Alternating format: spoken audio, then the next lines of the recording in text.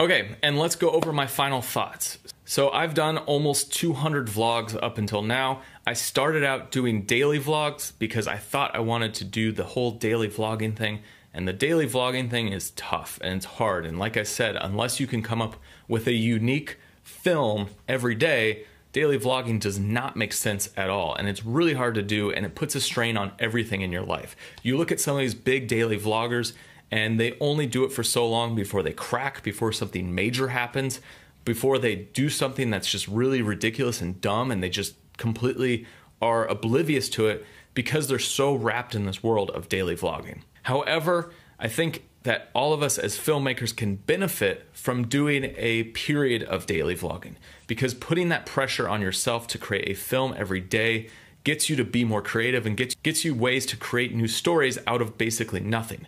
As a filmmaker, as a YouTuber, I think everyone should try daily vlogging for a couple weeks, maybe a month, and just go for it and see how you can create compelling stories when you're pressured to do it day in and day out. And that practice is what gives you the knowledge so that when you're creating vlogs in the future, you create interesting vlogs and not ones that are just boring and dumb. Now, I've definitely created my fair share of boring vlogs in the past. I've shot 200, which, you know, in the grand scheme of things, there's other vloggers out there who have done thousands. For me, it started out doing the daily thing. I started doing then just travel, and now I'm realizing more and more that it's events, it's specific things that I'm gonna capture, and that's when I'm gonna vlog. I'm not gonna vlog all the time.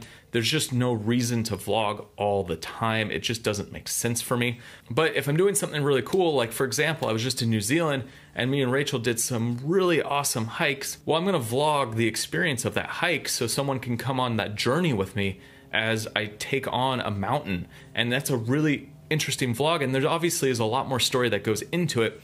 The main story is obviously the journey from the bottom of the hill to the top, but there's more that goes into it. So you have your micro stories that go within each vlog.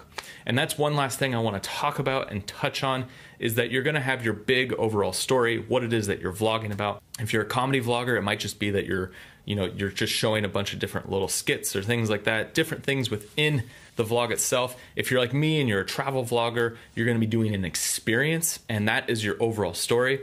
But within every vlog, you're going to have little mini stories. So for example, when I was in Belize with my buddy, bigger overall picture of the vlog was about scuba diving and learning how to scuba dive. But there were these micro stories that I told within it, and one of them was about, you know, the taco stand we found behind our hotel, and it was like an awesome locals taco stand, and I made a little mini story out of it. And all of your stories, no matter if they're the big overarching story or they're the micro story within, they need to have a beginning, a middle, and an end. And to do that, you just need to be more vocal and explain things on camera. And so a lot of times what I'll do is before I go into a situation, I'll explain everything that's going on. Like, okay, so one of the guys in our hotel told us that there's some fabulous tacos right down the street. We're on a taco run, and ZS wore his special shirt. What I'm doing, where I'm going, what I expect to happen, just talk a lot about it. I'll do the experience, that's your middle, and then at the end I wrap it up and kind of sum it up and talk about my experience, or, you know, find some way to wrap it up what it is that I just did. So these tacos are amazing. ZS, what's your verdict? Delicious. Definitely, when you travel, it's all about eating locally.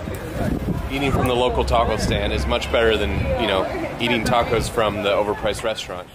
Now, you're not always going to use this footage, but always having something before and something after the event that it is that you're doing gives you the ability in your post-production to be able to cut a beginning, middle, and end if there's not another way to cut it. So I always set up stories and I always end them, even if I'm not going to use that footage in the edit. So something to think about when you're going into situations, just set things up, do your vlog, do whatever, and then wrap it up at the end of the day. I always do this. I always try to sit down and have a conversation with you guys as the viewers about what just happened, wrap up the day, say goodbye, do all that stuff. And you do that with each situation that happens within your vlog that could be a story and a key element to something that's going on. And we are back in LA. What is up? So I'm sure you're wondering what happened with the drone, because that's where I last left you off in Nicaragua. But we got the drone back, and it ended up being a bigger hassle than expected. You might use the footage, you might not, but it's always good to have more footage than to have less.